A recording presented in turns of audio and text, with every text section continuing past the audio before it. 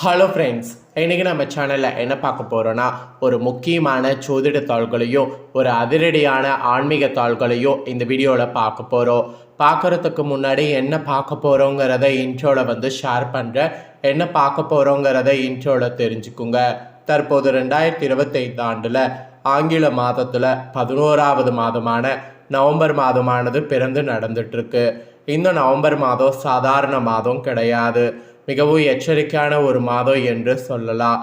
அப்படி என்ன எச்சரிக்கையான மாதம் அப்படின்னு கேட்குறீங்களா? இந்த மாதம் ஆன்மீக சம்மந்தப்பட்ட நாட்களும் ஜோதிட சம்மந்தப்பட்ட நாட்களும் வரும். அதனால் இந்த மாதம் மிக முக்கியமான மாதமாக கருதப்படுது. இந்த மாதத்தில் இப்போ ஸ்டார்டிங்கில் ஆன்மீக சார்ந்த முக்கியமான நாள் வர இருக்குது. அது என்னைக்குன்னா நவம்பருடைய 5ஆம் நாள் அன்னைக்கு பௌர்ணமியானது வருது. வரக்கூடிய பௌர்ணமி சாதாரண பௌர்ணமி கிடையாது, ஐப்பசி மாதத்தில் வரக்கூடிய சிறப்பு பௌர்ணமி. இந்த பௌர்ணமி அன்னைக்கு கிரகங்களிடையே ஏற்படக்கூடிய யோகங்கள் காரணமாக ஒவ்வொரு ராசிக்காரங்களுக்கும் தலையெழுத்து மாறும்.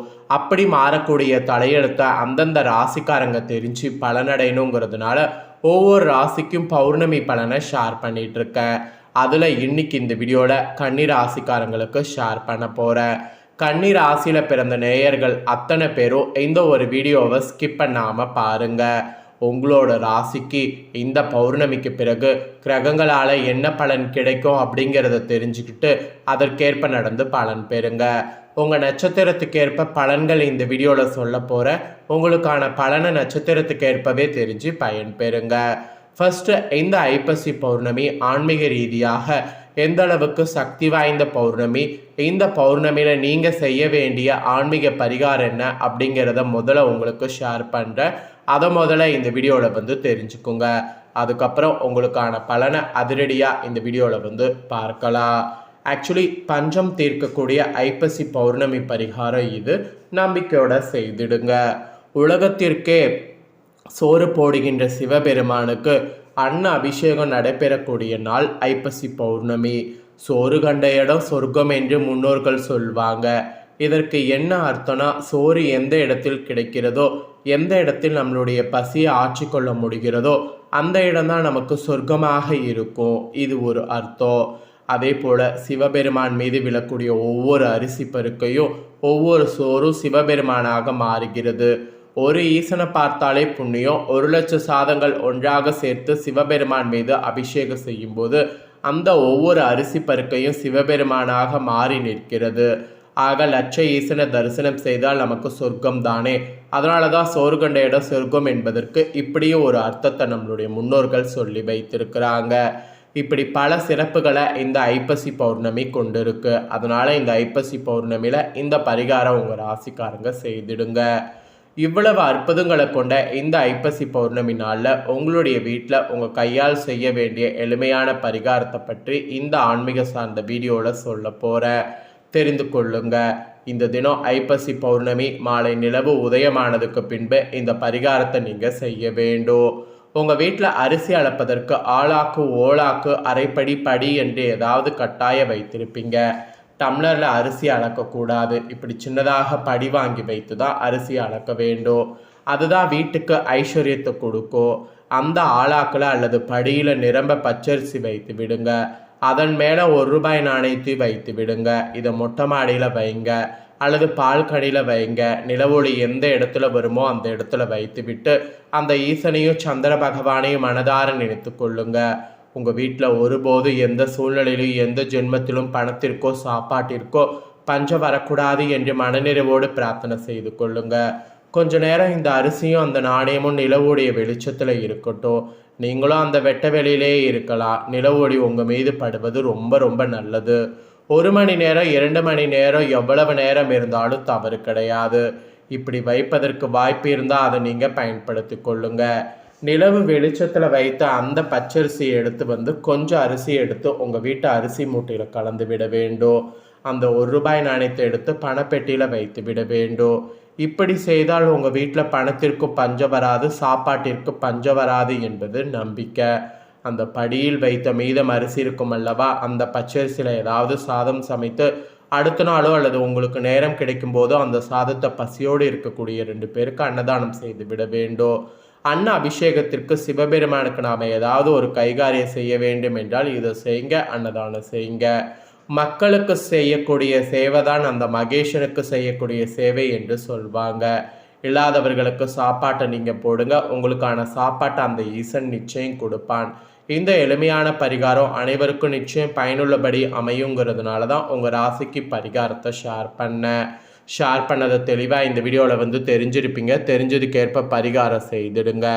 இப்போ உங்கள் நட்சத்திரத்துக்கு ஏற்ப பலன்கள் பார்க்கலாம் வாங்க. உங்கள் நட்சத்திரத்துக்கு ஏற்ப இதுதான் கிடைக்க போகுது. கன்னிராசி உத்தரம் 2, 3, 4 பாதங்களில் பிறந்தவங்களுக்கு ஃபஸ்ட்டு சொல்கிறேன். ஓய்வின்றி உழைத்து முன்னேற்றம் அடைந்து வரக்கூடிய உங்களுக்கு ஐப்பசி பௌர்ணமி யோகமாக இருக்கும். சூரியன் தன குடும்ப வாக்குஸ்தானத்தில் சஞ்சரித்து மனதில் குழப்பம் செயல்களில் தடுமாற்றத்தை ஏற்படுத்தினாலும் லாபஸ்தானத்தில் சஞ்சரிக்கக்கூடிய குரு உங்கள் செயல்களை எல்லாம் லாபமாக்குவார். தடைகளை எல்லாம் நீக்குவார். முன்னேற்றத்தை உண்டாக்குவார். முடங்கிய தொழில் மீண்டும் இயங்கும் அளவிற்கு நிலைகளை உருவாக்குவார். வருமானத்தை அதிகரிப்பார். அரசியல்வாதிகளுக்கு செல்வாக்கு உயரும். தன்னம்பிக்கை அதிகரிக்கும். முயற்சி ஸ்தானத்தில் குரு பார்வையில் சஞ்சரிக்கக்கூடிய செவ்வாய் உங்களுக்குள் வேகத்தையும் எடுத்த வேலையை செய்து முடிக்கக்கூடிய சக்தியை உண்டாக்குவார். அதன் வழியே லாபம் அதிகரிக்கும். கையில் பணப்புழக்கம் ஏற்படும். சிலருக்கு சொத்து சேரும். குடும்பத்தில் இருந்த நெருக்கடி விலகும். தன குடும்ப வாக்குஸ்தானத்தில் சஞ்சரிக்கக்கூடிய ராசிநாதன் தெளிவான சிந்தனையோடு செயல்பட வைப்பார். இதுவரை வெறும் கனவாகவே இருந்தவையெல்லாம் இந்த டைம் நனவாகும். பணியாளர்களுக்கு ஏற்பட்ட நெருக்கடிகள் விலகும். விரும்பிய இடமாற்றம் கிடைக்கும். சிறு வியாபாரிகளுக்கு இருந்த பிரச்சனைகள் மறையும். முதலீட்டுக்கேற்ப லாபம் உண்டாகும் உங்கள் நட்சத்திரக்காரர்களுக்கு. நெக்ஸ்ட் அஸ்தமில் பிறந்த கன்னிராசிக்கு சொல்லப்பட்டிருக்கு. திட்டமிட்டு செயல்பட்டு எதிலும் வெற்றி காணக்கூடிய உங்களுக்கு இந்த ஐப்பசி பௌர்ணமி அதிர்ஷ்டமாக இருக்கும். 6ஆம் இடத்துல சஞ்சரிக்கக்கூடிய யோகக்காரகன் ராகு உங்கள் நிலையில் முன்னேற்றத்தை ஏற்படுத்துவார். எதிரிகளால் ஏற்பட்ட சங்கடத்திற்கு முடிவு ஏற்படும். எழுப்பறியாக இருந்த வழக்கு விவகாரம் சாதகமாகும். உடல் பாதிப்பு விலகும். பிறரால் செய்து முடிக்க முடியாத வேலைகளை முடித்து ஆதாயம் காண்பீங்க. அதிர்ஷ்டக்காரகன் சுக்கிரன் மாதம் முழுவதும் வருமானத்தை அதிகரிப்பார். கணவன் மனைவிக்குள் இணக்கம் ஏற்படும். பொன்பொருள் சேரும். உறவினர் மத்தியில் தலைநிமிர்ந்து நடைபோட வைப்பார். குரு நீண்ட நாள் கனவுகளை நினைவாக்குவார். குழந்தை பாக்கியத்திற்காக காத்திருக்கிறவங்களுக்கு நல்ல தோள்கள் கிடைக்கும். பிள்ளைகளால் பெருமை உண்டாகும். சிலருக்கு காதல் ஏற்படும். பூர்வீக சொத்துல உண்டான பிரச்சனைகள் முடிவுக்கு வரும். திருமண வயதினருக்கு தகுதியான வரன் வரும். சிலருக்கு மனமேடை ஏறக்கூடிய பாக்கியம் உண்டாகும். 3ஆம் அதிபதி செவ்வாய் சாதகமாக இருப்பதால் இடம் வீடு வாங்கக்கூடிய முயற்சி வெற்றியாகும். சிலர் புதிய வீட்டில் குடியேறுவீங்க. இளைய சகோதரர்கள் ஒத்துழைப்பு கிடைக்கும். புதிய தொழில் தொடங்க வாய்ப்பு உருவாகும். வேலை தேடக்கூடிய முயற்சியில் எதிர்பார்த்த தாள்கள் வரும். புத்திசாலித்தனமாக செயல்பட்டிங்கன்னா நினைத்ததை சாதித்து கொள்ளலாம். மாணவர்களுக்கு படிப்பில் அக்கறை கூடும். பணியாளர்களுக்கு எதிர்பார்த்த மாற்றம் உண்டாகும். அடுத்தது சித்திரை 1, 2 பாதங்களில் பிறந்த கன்னிராசிக்கு சொல்லப்பட்டிருக்கு. தைரியம், துணிச்சல், தன்னம்பிக்கை, சாதுரியம் என்ற அனைத்து அம்சம் கொண்ட உங்களுக்கு ஐப்பசி பௌர்ணமி முன்னேற்றமாக இருக்கும். முயற்சி ஸ்தானத்தில் சஞ்சரிக்கக்கூடிய செவ்வாய் உங்கள் வேலைகளை வெற்றியாக்குவார். வேகமாக செயல்பட வைப்பார். வியாபாரம் தொழிலில் இருந்த தடைகள் நீக்கி வைப்பார். வருமானம் பல வழிகளில் வரும். லாபஸ்தானத்தில் சஞ்சரிக்கக்கூடிய குரு 3, 5, 7ஆம் இடங்களில் பார்ப்பதால் குரு மங்கள யோகம் ஏற்படுவதால் அந்தஸ்து உயரும். வேலைகள் தடையின்றி நடந்தேறும். அதிர்ஷ்ட வாய்ப்பு தேடி வரும். அரசியல்வாதிகளுக்கு தலைமையின் ஆதரவு கிடைக்கும். விவசாயிகளுக்கு விளைச்சல் அதிகரிக்கும். எதிர்பார்த்த ஆதாயம் கிடைக்கும். காவல்துறையில் இருக்கிறவங்களுக்கு எதிர்பார்த்த இடமாற்றம் கிடைக்கும். தனாதிபதியும் பாக்கியாதிபதியுமான சுக்கிரன் சஞ்சாரம் சாதகமாக இருப்பதால் பணவரவு இருந்து கொண்டே இருக்கும். விரயஸ்தான கேது மறுபக்க செலவுகளை ஏற்படுத்துவார். இருந்தாலும் 6ஆம் இட ராகு நோய்களில் இருந்து பாதுகாப்பார். எதிரி பயம் விலகும். செலவுகளோ அவசிய செலவுகளாக பூமி, வாகன, நகை என வாங்க வாய்ப்புண்டு. குடும்பத்தில் சுப நிகழ்ச்சி நடக்கும். உறவினர் மத்தியில் செல்வாக்கு உயரும். கனவு நனவாகும். கணவன் மனைவிக்குள் ஏற்பட்ட பிரச்சனை நீங்கி ஒற்றுமை அதிகரிக்கும். பணியாளர்களுக்கு எதிர்ப்பு நிறைவேறும். மனதில் நிம்மதி உண்டாகும். உங்கள் நட்சத்திரக்காரர்களுக்கு இதுதான் பலன். ஸோ உங்கள் நட்சத்திரத்துக்கு ஏற்ப கன்னிராசிக்காரங்க இந்த பௌர்ணமிக்கு பிறகு என்ன பலனை பார்ப்பீங்க அப்படிங்கிறத தெளிவாக இந்த வீடியோவில் ஷேர் பண்ணிட்டேன். ஷேர் பண்ண தெளிவாக இந்த வீடியோவில் வந்து தெரிஞ்சிருப்பீங்க. தெரிஞ்சதுக்கேற்ப நடந்து பயன் பெறுங்க. நீங்கள் இதை பார்த்து பயனடைகிறது போல் உங்கள் ஃப்ரெண்ட்ஸ் ஃபேமிலியில் இருக்கிறவங்களும் பார்த்து பயனடையணும்னு நினச்சிங்கன்னா வீடியோ லைக் பண்ணி உங்கள் ஃப்ரெண்ட்ஸ் ஃபேமிலிக்கு ஷேர் பண்ணுங்கள். உங்கள் ஃப்ரெண்ட்ஸ் ஃபேமிலியில் இருக்கிறவங்களும் வீடியோ பார்க்கட்டும். அவங்களும் கண்ணீர் ராசிக்காரங்களாக இருந்தாங்கன்னா இந்த தாள்களை தெரிஞ்சு இதற்கேற்ப நடந்து பலன் பெறட்டும்.